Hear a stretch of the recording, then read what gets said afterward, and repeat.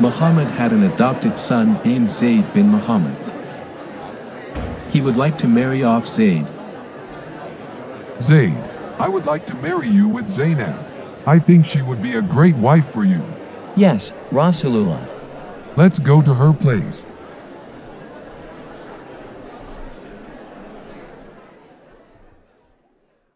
Zaynab, I want you to marry Zayd. What? He used to be your slave. I thought you want to propose me. No, no way. I don't want to marry him.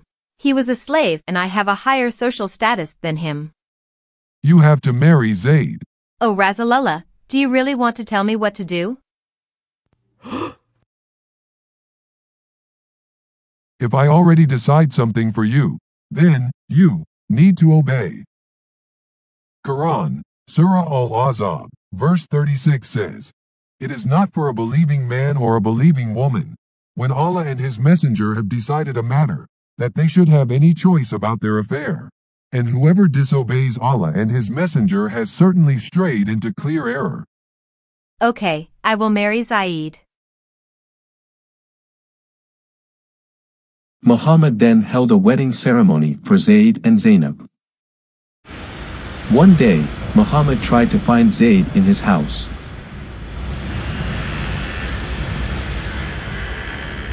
Zayd, are you there?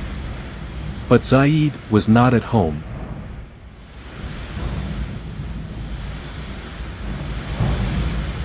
As the wind blew the curtain aside, Prophet Muhammad saw Zaynab naked in her chamber.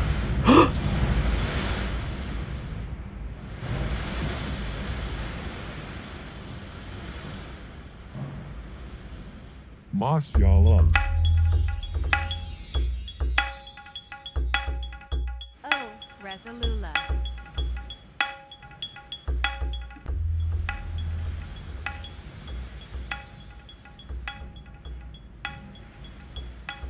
Zaynab quickly put on her clothes, then she went out to meet Prophet Muhammad. Come in, O Prophet of God, for you are as my father and my mother to me. Bless him who changed one's heart.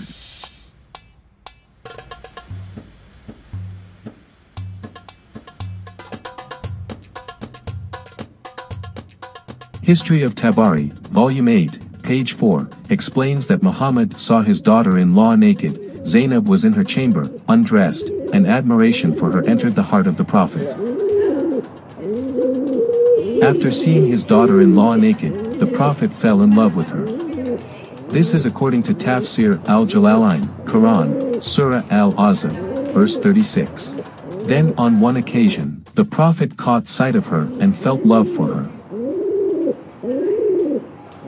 When Zayd came home, Zaynab told him about Prophet Muhammad's visit. Your dad came here when you were out. He met me instead. Oh, and then, what happened? Nothing happened. After finding out you were not here, he left. Is that it? Oh, before he left, he said, bless him who changed one's heart. What does it mean? I don't know. Having lived with the Prophet Muhammad since childhood, Zayd certainly knew very well his father's character and personality.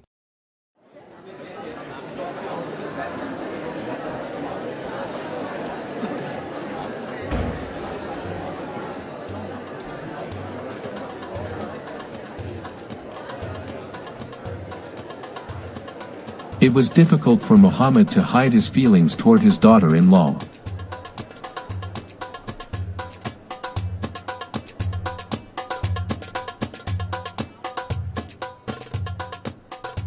When Zayd found out about what was going on, he disliked how his adopted father felt about his wife. Look at them. I can tell there's something going on between them. It's obvious, isn't it? How outrageous. Things got worse for Zayd when Allah punished him whenever he wanted to approach his wife.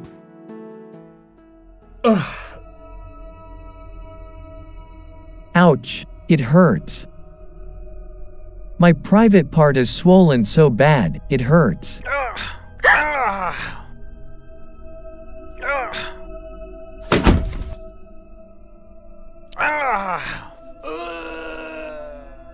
Whenever I tried to approach my wife, my private part was swollen. I couldn't function as a husband and I was in pain. Bro, I think maybe Allah did that to you. He tried to preserve Zaynab for your father. Tafsir al-Qurtubi, Al-Jamili Akam, Volume 7, page 139. Quran, Surah Al-Ahzab, verse 37. Allah did the following to my husband, Zayd bin Muhammed. Zayd's penis started to swell so he can't make love with me. Zayd decided to meet his adopted father, Muhammad. Rasulullah, perhaps Zaynab has excited your admiration, so I will leave her. What is wrong? Has anything on her part disquieted you?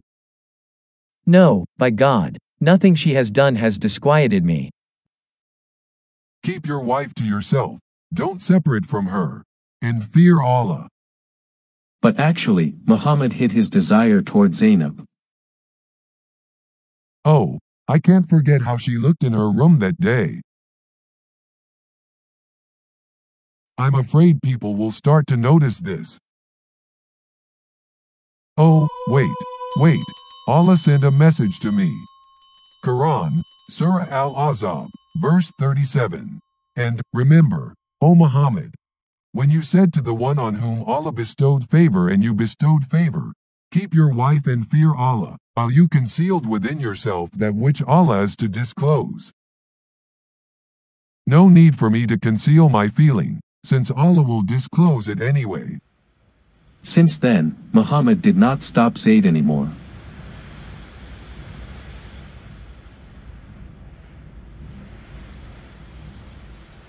I will divorce Zaynab so you can marry her. As you wish. A decent man would certainly feel very humiliated by such an inappropriate offer.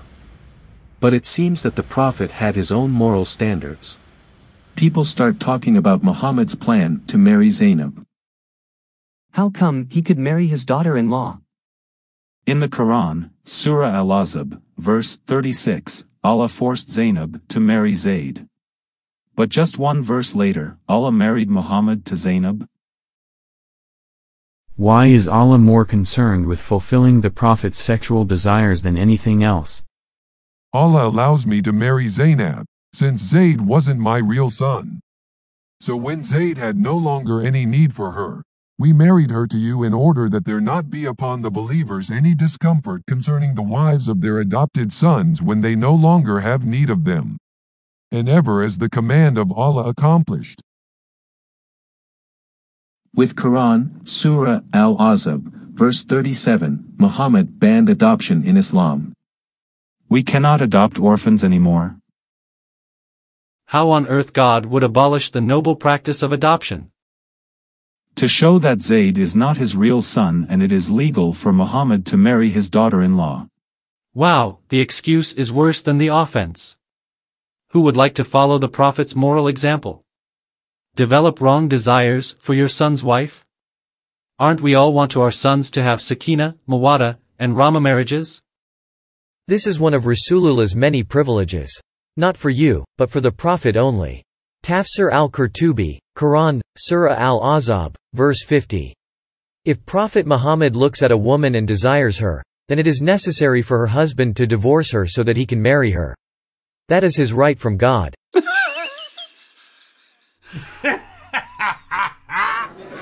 A marriage celebration was held for Muhammad and Zaynab.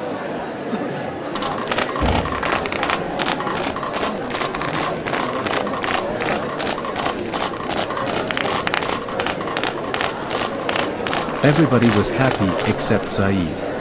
I lost my beloved wife. What's more, I'm not the Prophet's adopted son anymore. In the past, people called me Zayd bin Muhammad, but now they call me Zayd bin Haritha. How can I be happy in a situation like this? Up to late at night, guests still did not want to leave Prophet Muhammad's house. The Prophet left the room to give a hint that it was time for the guests to leave. After a while, most people left Muhammad's house. But 3 people still remained. These people are still here. Why didn't they leave?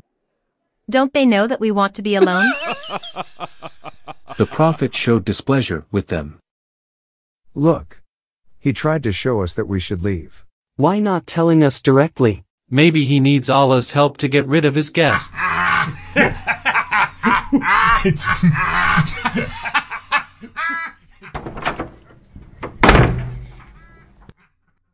At last, what am I supposed to do? Ask them to leave? People just have no manner. Here is the verse to get rid of guests who stay for too long in your house. Quran, Surah Al-Ahzab, verse 53. O you who believe, do not enter the homes of the Prophet, unless you are given permission to come for a meal, and do not wait for its preparation. And when you are invited, go in, and when you have eaten, disperse, without lingering for conversation. This irritates the Prophet, and he shies away from you, but God does not shy away from the truth. Even after the wedding, people continued to talk negatively about Muhammad's marriage to Zaynab. How could he have the heart to cancel Zayd's adoption? That's right. Doesn't he remember in the past when he swore in front of the Kaaba to take Zayd as his own son? In our culture, once we adopt someone as a child, then that person becomes a member of our family for life. For life. Muhammad felt the need to stop people talking about the disgrace he had done to Zayd. I have to do something. Zayd led the Muslim army to attack Basra. Take over Byzantine power there. Be the flag bearer. Yes, Rasulullah. Zayd led 3,000 Muslim soldiers to Basra. The other two commanders of the Muslim army were Ja'far bin Abi Talib and Abdullah bin Rawaha. Is your private part still swollen? Just shut up. Zayd led his army from Medina to Basra, which was located in the Shem or Syria region. The Byzantine force intercepted them at a village called Muda.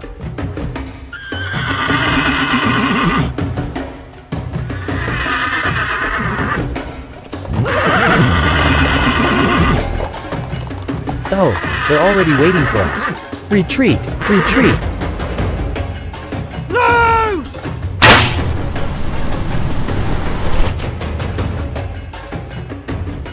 The two Muslim commanders, Ja'far bin Abi Talib and Abdullah bin Rawaha, died in the battle.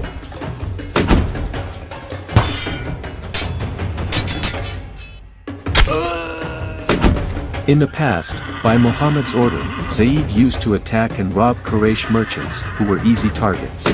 This time, he dealt with a real powerful army.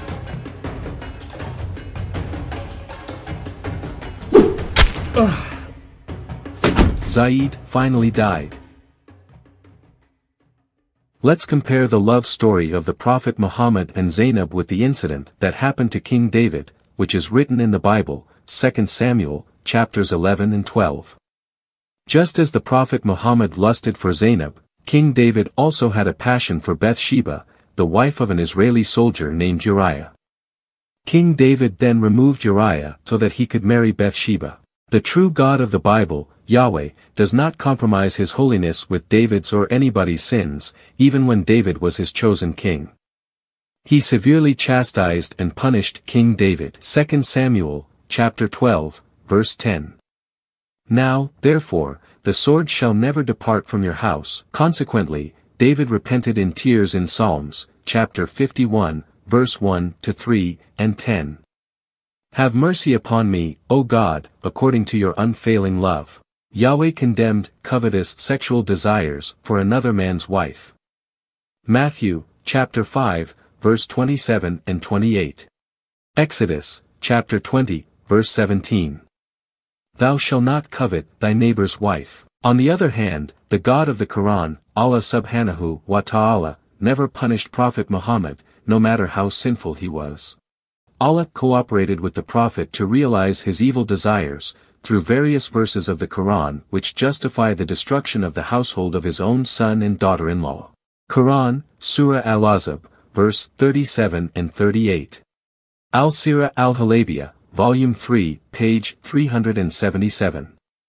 If Muhammad lusted after a married woman, it became a must for her husband to divorce her for him. Tabari, Volume 9, page 134. Muhammad took Zaynab, but Allah did not find any fault in the relationship and ordered the marriage. Allah even claims to manifest the lust of adultery in the hearts of men in Sahih Muslim, book number 33, hadith number 6422. Allah fixed the very portion of adultery which a man will indulge in. There would be no escape from it. Shortly after the marriage between Muhammad and Zaynab, Allah went on to totally abolish the practice of adoption with Quran, Surah Al-Ahzab, verse 4 and 5. It is clear that the reason to abolish the noble moral act of adoption is to protect Muhammad from the accusation of his contemporaries. Some Muslims argue that adopted children are not biological children so that the Prophet Muhammad may marry his adopted son's wife. This is a weak excuse because legally and ethically, he was still considered a son in a civilized world. Had not Muhammad sworn before the people of Quraysh, in front of the Kaaba, that Zayd had become his own son? Bear testimony, all ye that are present. Zayd is my son, I will be his heir, and he shall be mine.